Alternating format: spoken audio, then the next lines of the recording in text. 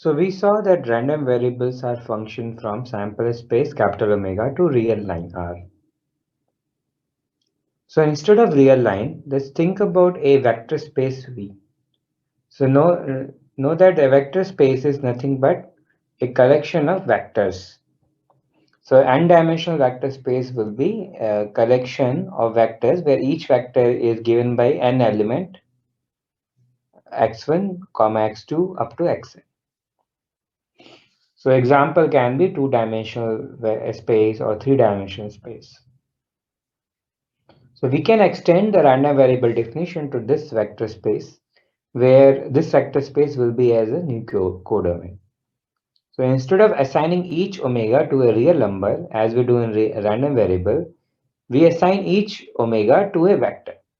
So let's think that this x is a new function which maps from sample space omega to vector space V, such that for every omega, this x omega is nothing but a collection of n elements. So for every omega, we are mapping to a vector of n values. So all those values will be also the individual scalar functions of omega. So they will be x omega, x2 omega, and xn omega. Here you can see that each of these xi omega are random variables. So you can also understand this way that this capital X omega is a collection of n random variables. These random variables can be independent or dependent, but basically this X capital X is mapping every outcome to a n-dimensional value. This is called the random vector. The example we can see in the following way. Suppose we toss a coin and out there are two outcomes h and t. Then define a random vector from omega to r cube in the following way, that h is mapped to 1 0 0 and t is mapped to 1 1 1. So this will be a random vector. So here if we assume that x omega is a combination of three elements, then each one is a random variable. First one you can see, first element is mapped h to 1 and t also to 1. So x1 omega would be 1 comma 1 for both h and t. Similarly, the second element is 0 for h and 1 for t. So x2 omega would be 0 for h and 1 for t. Similarly, x3 omega. So you can see these three elements as three random variables, or you can just see the complete vector as a random vector.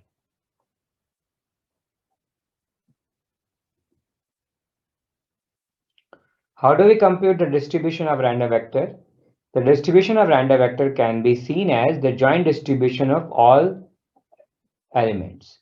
So in the previous example, the distribution of x would be the joint distribution of x1, x2, and x3.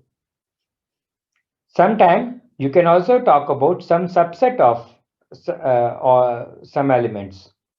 So instead of talking about all the joint distribution of all three elements of the random vector, we can just talk about the joint distribution of first two vectors.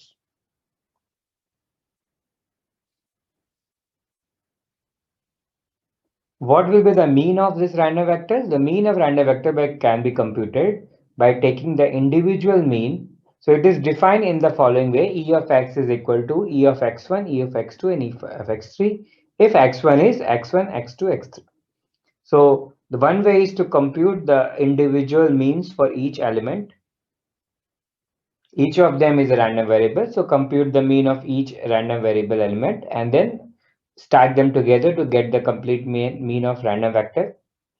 We can also use the joint distribution, where it is defined that for each vector, each combination of x1, x2, x3, what is their probability.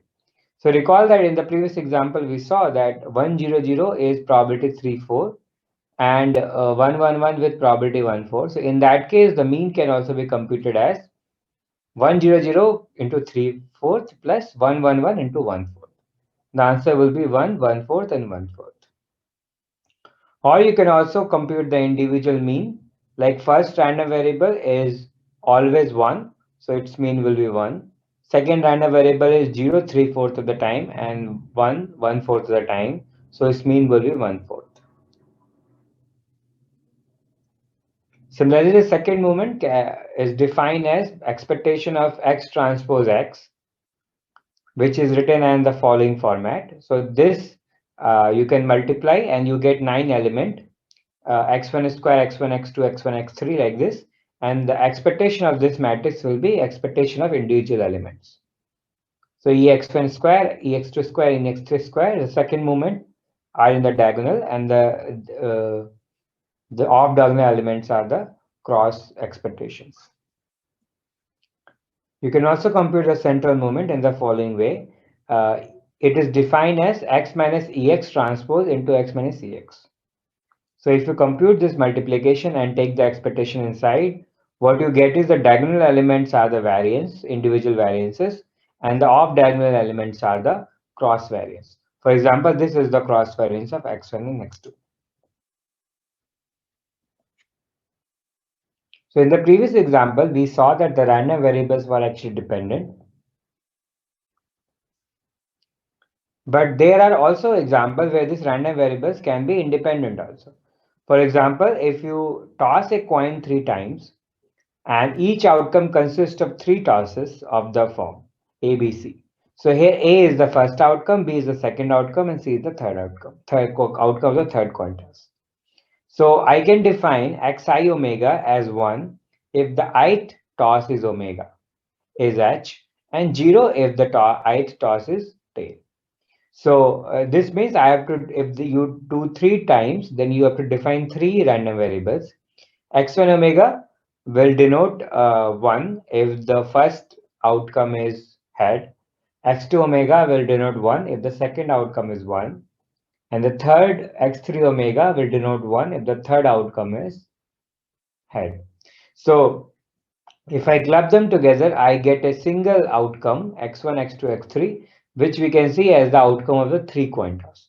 So 1, 0, 0 means the first is head, second is tail, and the third is also tail. So every outcome is a three-dimensional vector, and there are total 8 such values of x possible. And what will be the value of each coin toss? Suppose it's a fair coin with half and half head tail. So each of them, like 1, 0, 0, which is first head and 2 tail, it has a probability 1 by 8. Each of the outcome will have a 1 by 8 probability. What is the mean of x? So you can either compute the individual means, and individual will be half, so the mean will be half, half, half. Or you can also compute it by taking the joint distribution. So 0, 0, 0 occurs with 1 by 8, 1, 1, 0 occurs with 1 by 8, 1, 0, 1 occurs with 1 by 8. Write down this way, add all those things, and also there you also get half, half, half. So instead of 3, we can extend it to have a coin toss of n times. And you can look at, so this will be x1, x2, x2, xn, a sequence of n random variables. That will also be a random vector. Or even you can extend it to infinite tosses. So map omega to set of individual outcomes of infinite number of tosses. So random vector will be like x1, x2, x3 up to x infinity. And again here xi denote the outcome of the ith toss. So instead of talking x1, x2, x3, we can also, just for notation, we can say this is x1, this is x2, this is x3. So this is the first element of x, this is the second element of x, and this is the third element of x. And they are all random variables. Okay, so just as sometimes we say x and sometimes we use x omega, the complete notation, recall that x is a random variable. So x omega is a number. But sometimes we just write as x also. X is equal to 4. But exactly it means that x omega is equal to 4. So similarly here, this is also some abuse of notation. This x is actually x omega. So this will be x1 comma omega or omega comma 1. This will be x omega comma 2. This will be x omega comma 3. So here x1 or x omega comma 1 is the outcome, is the denoting the first outcome of the first toss.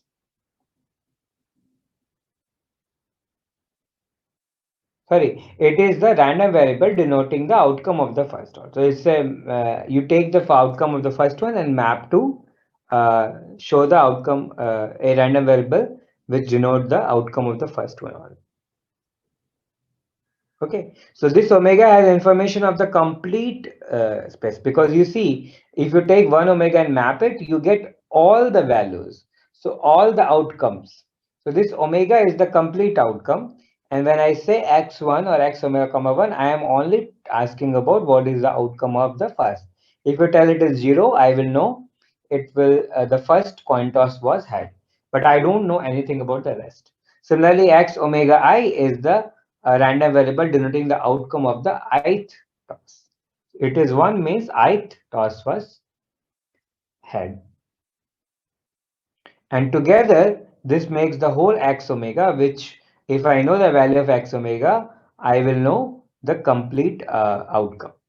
So x omega I is 1 if ith outcome is had, and 0 if the ith outcome in omega is t. When I say ith outcome in omega, it means omega contains all the outcomes, and the ith outcome, we're just looking at what is the value of the ith coin toss.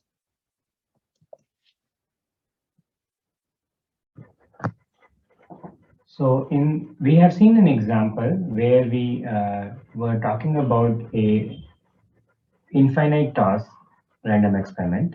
So in that case, we had a collection of all those outcomes into a single entity, capital X, which was nothing but an infinite dimensional vector containing x1, x2, x3, where x1, which is the first element of this vector, denotes the first outcome. Okay, so this is a map from omega to real line, which denotes the outcome of the first toss. This is 1, it means the first toss was had, and if it is second, if it is 0, then it denotes the outcome of the first coin toss is taken. So even if this is a map of complete omega, this value is specific, shows a specific characterization or a specific part of the complete outcome. And x2 similarly shows denotes the outcome of the second coin toss, and so on. So together, if I know the value of complete, if I know the value of complete vector, then I can know the outcome of each toss, and then I get the complete information about the random event. But knowing only few elements will give me some information about the event for those specific tosses. So we can see that this X is actually a map from omega to a infinite vector. Okay, this need not to be always infinite. You can also have fixed n vectors also. In that case, this X, each X will be an n-dimensional vector. So it is going to map outcome from sample space to a n-dimensional vector. So how does x omega look like, right? This means if I fix, this is a map from capital omega. So if I take one outcome and calculate x omega, how does it look like? So it will be just a vector. The first element will be x omega 1, which will denote the first outcome of the first coin toss. This will denote the outcome of the second coin toss, and like this. So if we see this coin toss in time, right? So and suppose every second we do one coin toss, then this will be the toss at the 1 second.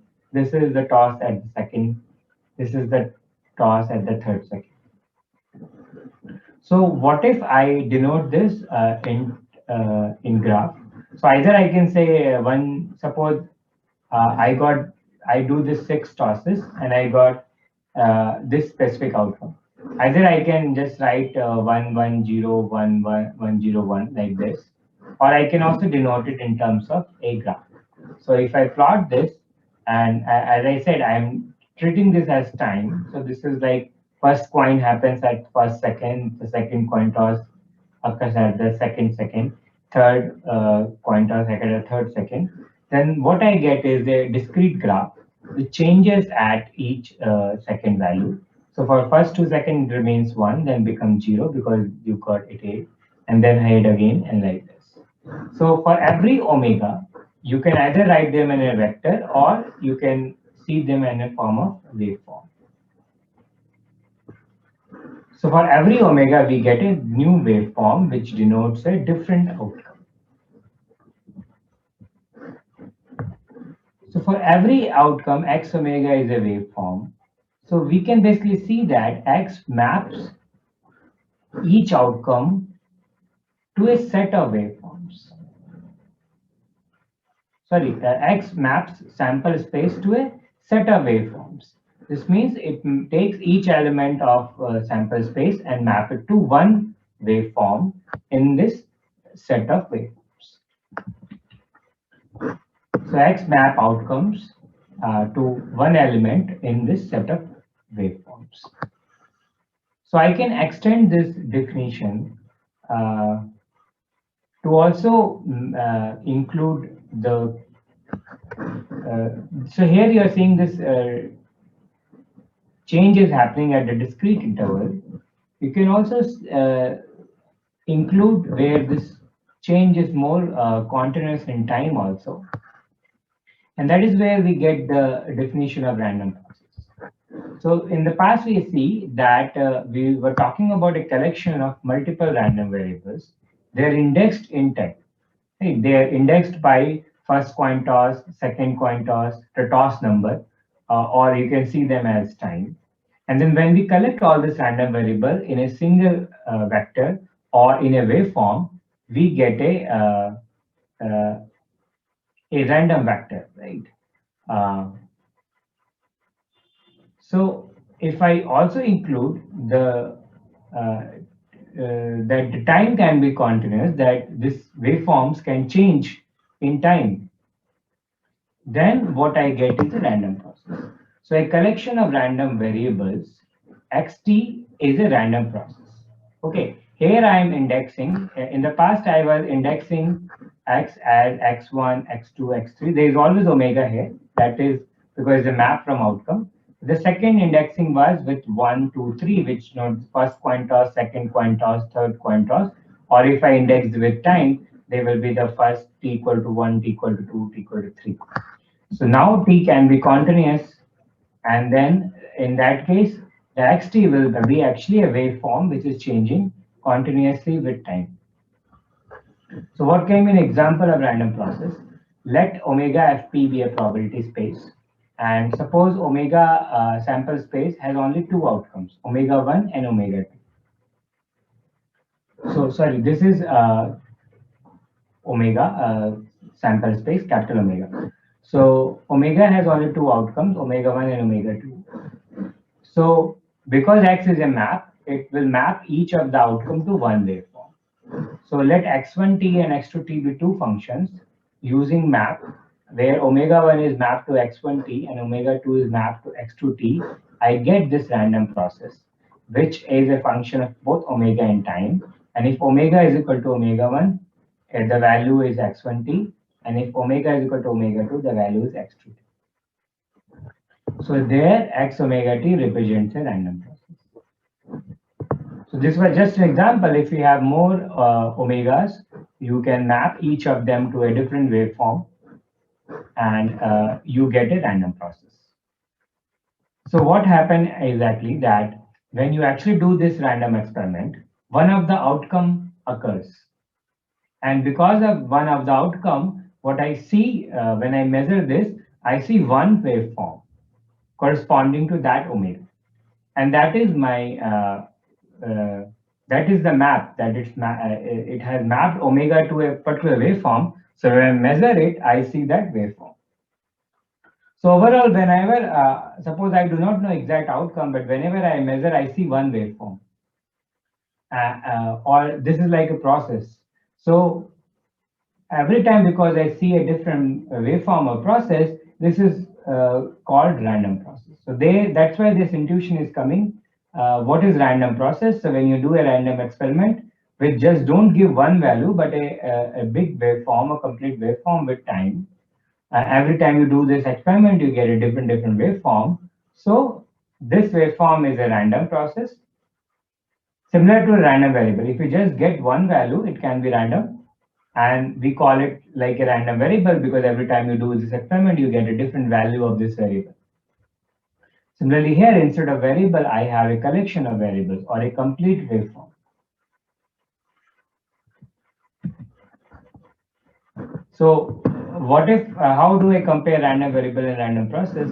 We see that for a random variable, it is a map from sample space to real line. And if B is a sigma algebra on R, we define the probability law for this random variable as for any set Borel set B of this, which is element of this Borel sigma algebra, the probability of that B, or probability law of that B, is known as probability that omega is, or probability of all omegas is that X omega belongs to B. Or we also call it probability of pre-image of P under that random variable X. So a random variable is a mapping from a sample to a real line, in short, and the probability law is defined that you take any set of the real line and then you find the pre-image under that X and then compute the probability of the original sample space, original subset of sample space. Similarly, random process is a mapping from sample space to a set of functions. Okay, so means a function means it's a function of time. So you can also say a set of functions or set of waveforms. A waveform is a pictorial depiction of function. Let n be a set of functions, and B is a sigma algebra on this. Then for any B in this set, so this B is also a element of B, right? So this is sigma algebra. So B is a set of function itself, is a subset of n, and then a set of function. So when I say the probability law of this B, what I mean is probability of all omega says that X omega t is in B. Okay, this is the probability of all outcomes such that the waveform corresponding to that omega is one of the waveform in this set B. In other words, this is the probability that xt takes form of one of the functions in this B. Okay, because again B, this is a Borel sigma algebra on n. So every element of this will be a subset of n. And which will be again a small set of functions or small set of waveforms. So here when I say function, these are function of time. Or you can also see them as a waveform. So B is a set of waveforms, and when I say probability of this set, I means that X, whenever I do the experiment, X takes one form of one of the waveforms in this set B. So what can be an example? Take the 3 coin toss example. If we represent the outcomes in form of signal, for example, I got head, head, tail, and I represented them in this function 1, 1, 0. So there are 8 possible outcomes. So there can be 8 different signals, right? 1, 1, 0, 1, 0, 1 like this. So if you plot all those things, every time you do this experiment, you get a different waveform. And each of them is a 1 by 8 probability. So this is a random process.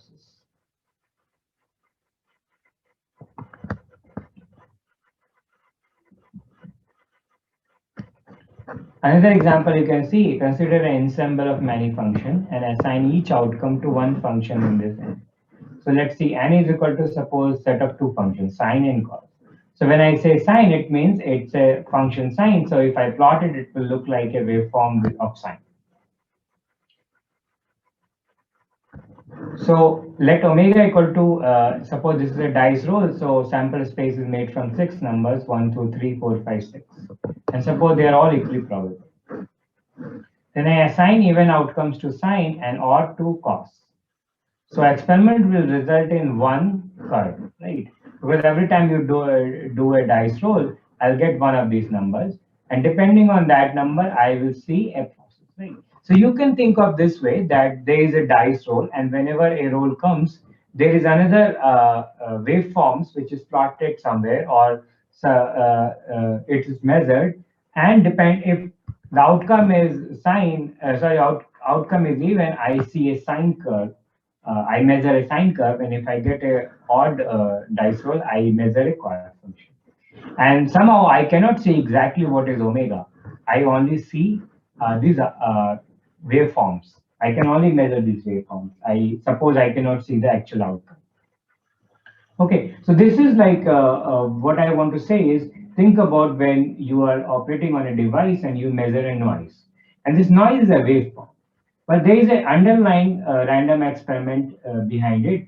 And you can think that someone is throwing a dice, and based on the whatever the dice is coming, it is choosing one waveform as a noise. And when you measure it, you exactly see that waveform. So you exactly do not know what was this dice roll, but you can measure the waveform. And then you can talk about on this waveform that what is the probability the waveform look like a sine or cos or particular values, right? So here, for example, I ask this question. So experiment will result in one sine or cos curve. And so this experiment is a random process, because whenever I do this experiment, I don't see just one value, but a complete waveform. So someone asks you, what is the probability that you see a sine curve? So when do I see a sine curve? Whenever there is a even outcome. What is the probability that there will be an even outcome? It is 1/2, right? Because each of these are equiprobable. So the probability that you get 2, 4, or 6 is 3/6, which is half. Now tell me, what is the probability that, so now I ask a different question. There I was specifically asking, what is the probability you see a sine curve, a exact waveform. So in that case, when you go back to this definition, I was choosing a Borel set, which has a singleton set, which only contains one waveform sine. And I asked, what is the probability of B? It means what is the probability that you see a waveform in that B? And that B only has a singleton element of sine curve. So I was asking, what is the probability that you a sine curve? Now I am asking, what is the probability that x pi by 2 is equal to 0? Okay, so what does it mean? What kind of waveforms are like that when x, the value of at pi by 2 is 0?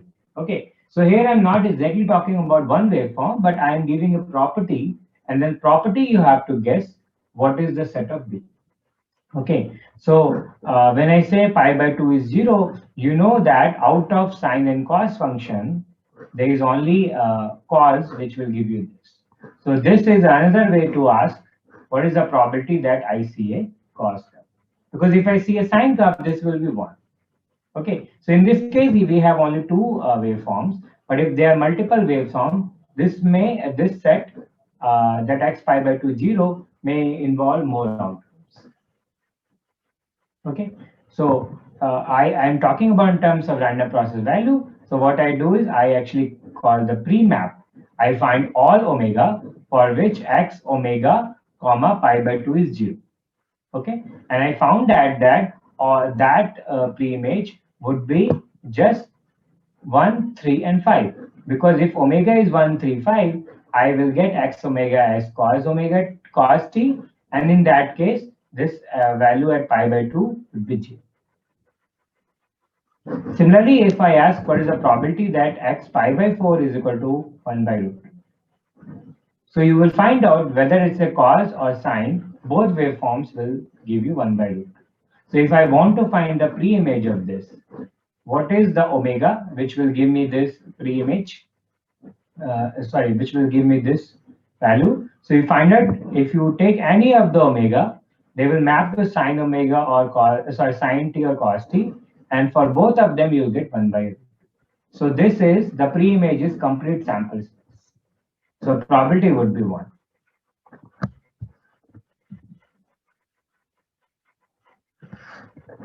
So now if we fix omega, so let us see the random process interpretation once more. So x omega, omega t is a random process. It has two indexes. One is omega because it's a map from omega, and second is time t. So for every omega, I get one waveform. If I fix omega and t both, I get a random variable. So let's see. If I fix omega, set omega equal to omega 1. So for a particular outcome, this x omega t will be just a deterministic function or waveform. So x omega 1 comma t, omega 1 is fixed, so it has mapped, this is the map of outcome. So outcome omega 1, so this is just a deterministic function, a waveform of t. So if I assign these deterministic function to each outcome, I will get a random process. That is one way to get a random process is take every outcome and assign a deterministic function to that. You will get a random process. Suppose I fixed t, suppose t equal to t dash.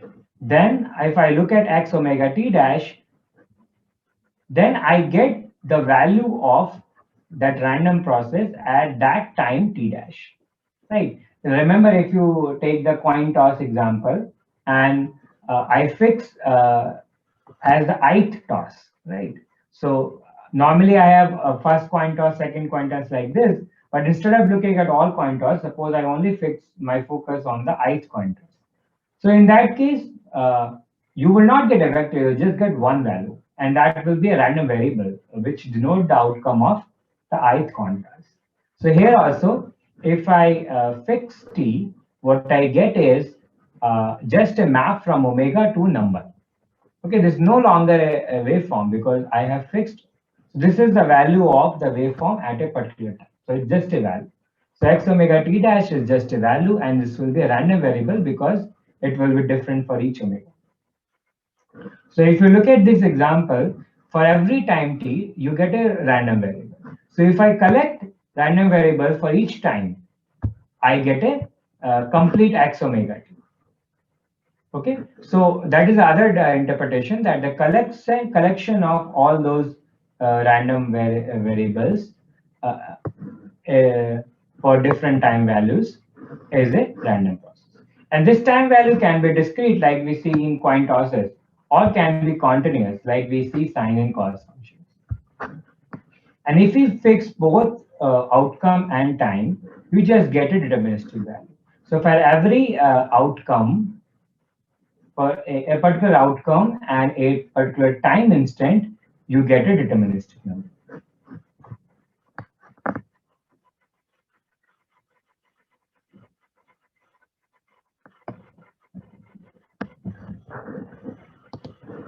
Some examples of random process.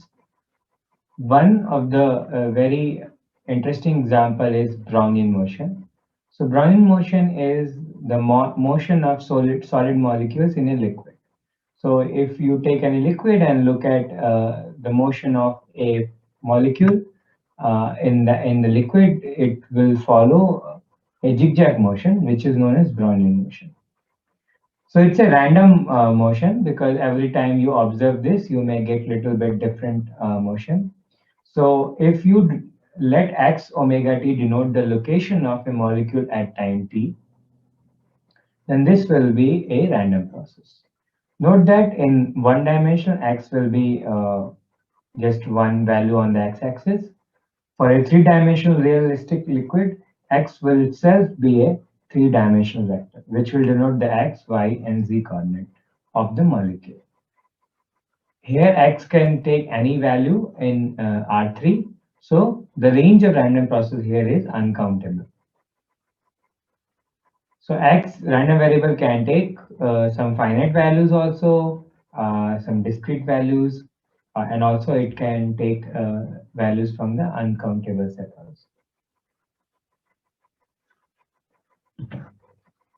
Another example of random process would be where x omega t is defined as a cos 2 pi ft plus phi omega. Here phi omega is a random variable with uniform distribution from 0 to 2 pi. So you take any outcome omega. For that omega, there will be some phi omega, some random variable. And then based on that random variable, you will compute a waveform a cos 2 pi ft plus phi omega. So phi omega here works as a phase. So if phi is 30 degrees, then it means this is a cause wave with a 30-degree phase shift. So every outcome for each outcome, x omega t will look like a cause waveform with a amplitude with some phase difference.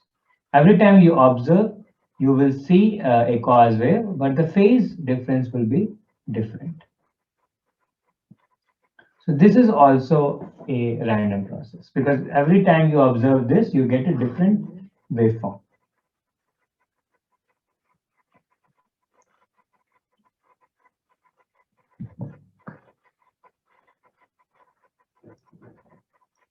So for each outcome, the associated function x omega t is known as the sample path, realization, or the trajectory.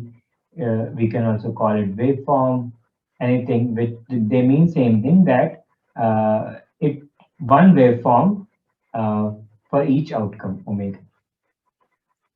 Now in x omega t, first one is the first argument is the outcome. For every omega, you get a different one.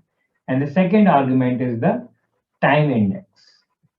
Okay, so if you don't fix t, then x omega t will be a waveform. Now this t index, we have seen that it can be discrete, right? It can be, in the coin toss example we see, it was 1, 2, 3 like this, where it denoted the I equal to 1 is the first coin toss, or first, second, something like this. And t can also be a continuous variable also, like the time. In the previous example where we see a cos trajectory, there this waveform is continuously changing in time.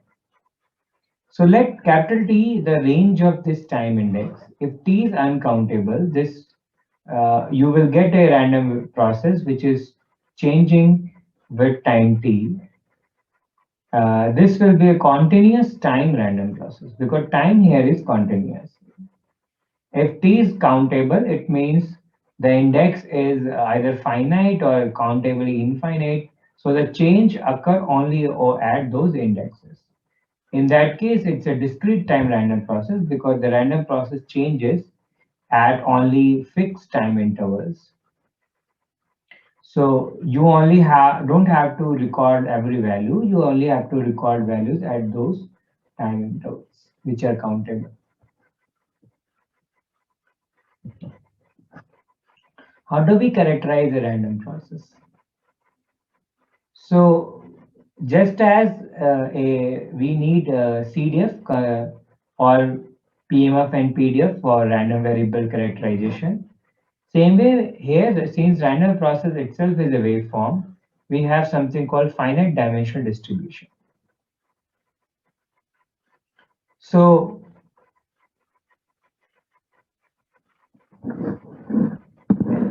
to start with, let's think about when we took the example of 3 coin tosses. There, to characterize the distribution, we required the joint distribution of all 3 random variables. Right? In 3 coin tosses, there were 3 random variables. So random process was made from 3 values. So there were total 8 values possible. And to characterize exactly this random process, we will require the probability for each of these outcomes. So this was like the joint distribution of 3 random variables, that jointly what values they take with what probability. Similarly, suppose there is a random process. Here we take an example. This is time t. There is one realization is in blue, another realization is in black. This is for omega 1, this is for omega 2. And if I look at some fixed time interval t1, t2, t3, t4, at t1, the process value is xt1, which again is a random variable because depending on omega, you get different values of xt1. Okay, so this is actually xt1, or you can also call x omega t1. This is the value of random process at time t1, which is a random variable. because for omega 1 you will get different value, for omega 2 you will get different value, for each outcome you will get a different value of xt1. So this is a map from omega to a real line. So this is a random variable. Similarly, if you look at any time in instant, you will get different random variables. And to characterize this, we would require the joint distribution of all those random variables. So let us first take a number n, and then given n, take n time instants at t1, t2 up to tn. Then the nth order finite dimensional distribution of random process is defined as the joint distribution of these n random variables. First one is x omega t1, which is the value of random process at time t1. This is a random variable. X omega t2 is the value of random process at time t2. This is also a random variable. Similarly, all of them. Sometimes we simplicity, let's denote this one as x1, this is x2, this is x3, and this is xn. So the joint distribution of this is, for example, we can take joint CDF. So joint CDF of this will be probability that x1 is less than small x1, x2 is less than small x2, and xn is less than small xn. Okay, so this probability or x1 is note that it is actually xt1 or x omega t1 in full notation.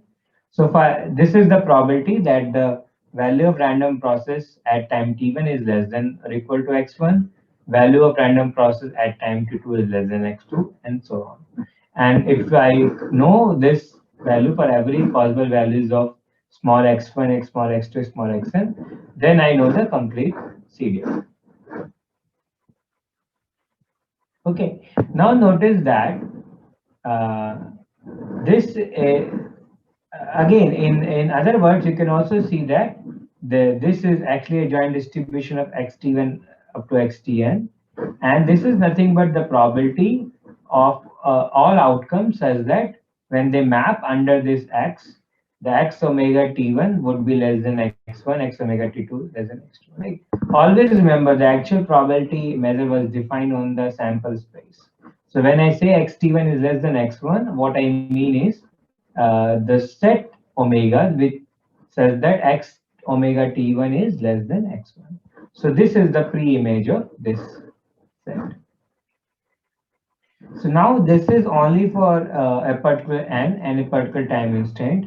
To uniquely characterize the random process, we need the finite dimensional distribution for all n and for all values of this time instants given.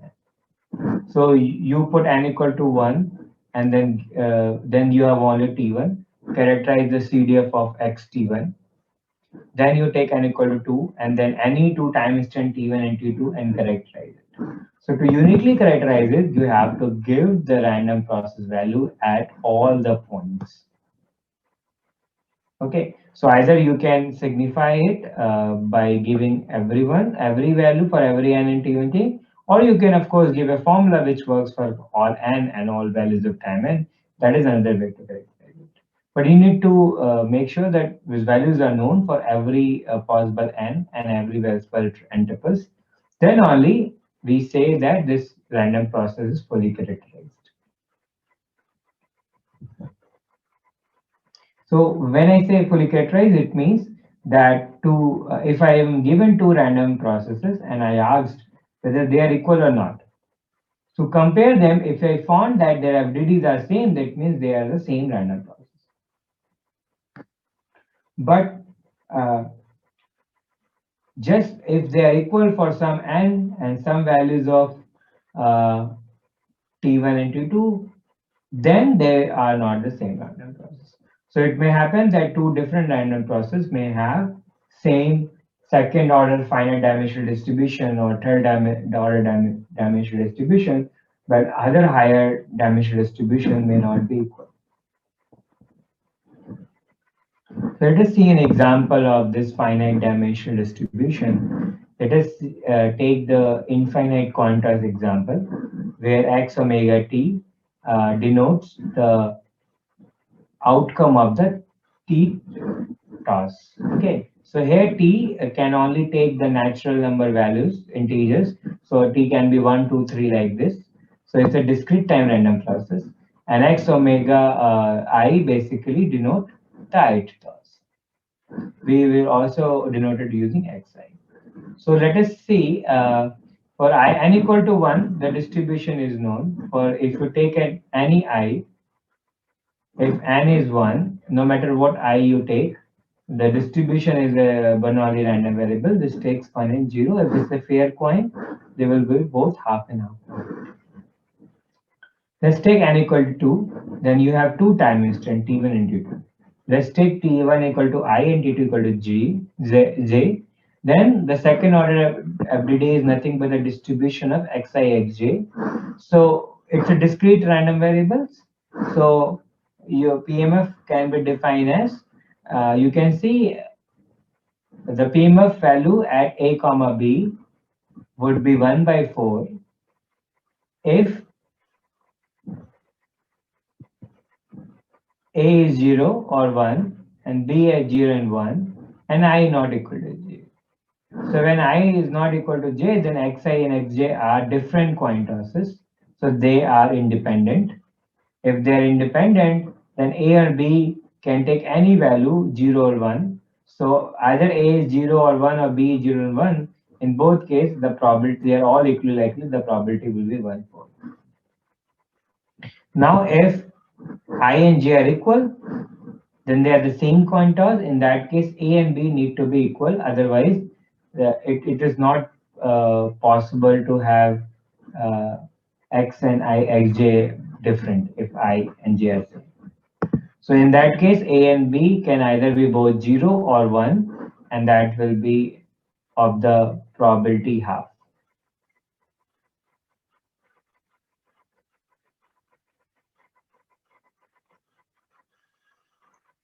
Okay, why half? Because if they are equal, they can either be 0 or 1 together, and both are equally probable. And because xj and xi is same, basically you just say that xi is xi and xj both are 0. This is same as just saying xi is 0 because xi and xj are both same. So probability that xi is equal to 0 is half. And if a and b are not 0, 1, 3 or 4, there is no mass there because xi and xj can only take value between 0 and can take value 0 and 1. So you get this joint PMF.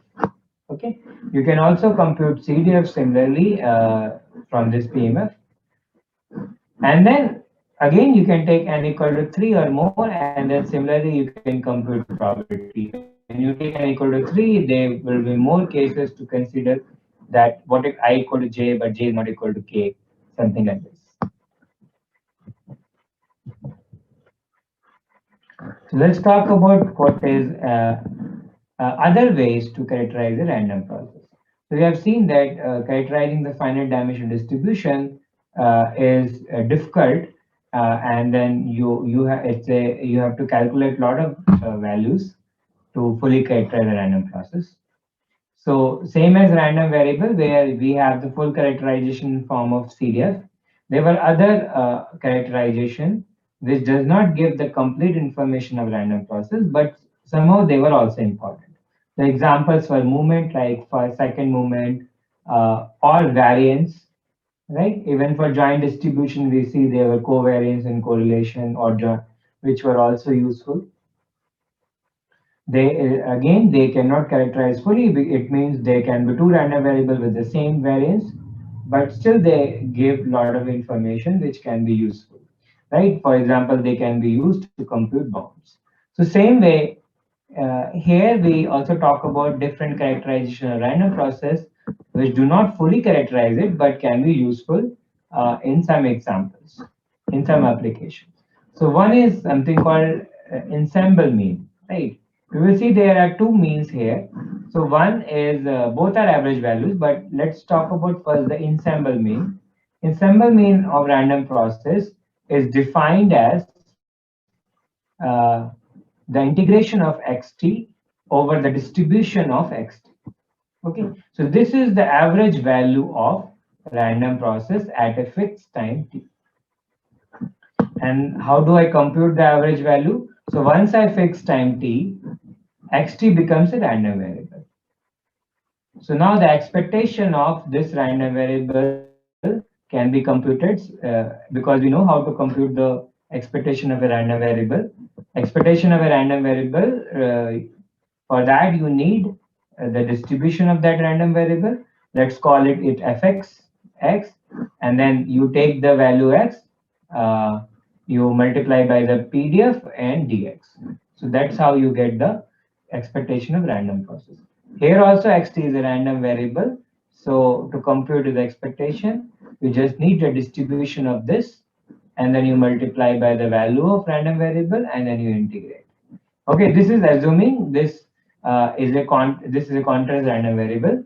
If this is in fact discrete, that happens when the random process takes some few values at time t.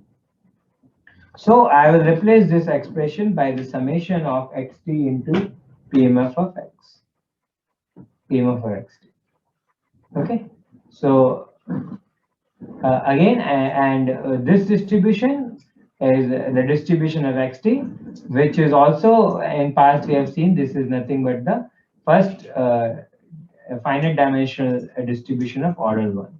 Okay, so when time is n equal to 1, there is only one time instant, and then I would have this CDF where probability of xt1 is less than x1. And I can differentiate to get the PDF. If it's a discrete random variable, I can compute PMF as the steps of it. Now, one thing to notice here is as random process, as we change time, these are different random variables, right? xt1 and xt2 are two different random variables which may have different distributions. So the expectation value can also change as you change time. So this means this function mxt can take different values when time is changed. So this is not just one value, it's actually a waveform itself. It's a deterministic waveform. It means it's a function of time t. So let us see one example of this. Suppose x omega t is a cos 2 pi f t phi omega, where phi omega is a random variable. So in that case, if I fix time t1, then xt1 would be a random variable, let's denote it z. This random variable will be given by a cos 2 pi f t1 plus phi. Okay, and this is a random variable because it's a function of omega. So because this is a random variable and then everything becomes deterministic, this is a transformation of random variable to get z. So if I know the distribution of phi, I can transform this random variable to get the distribution of z also.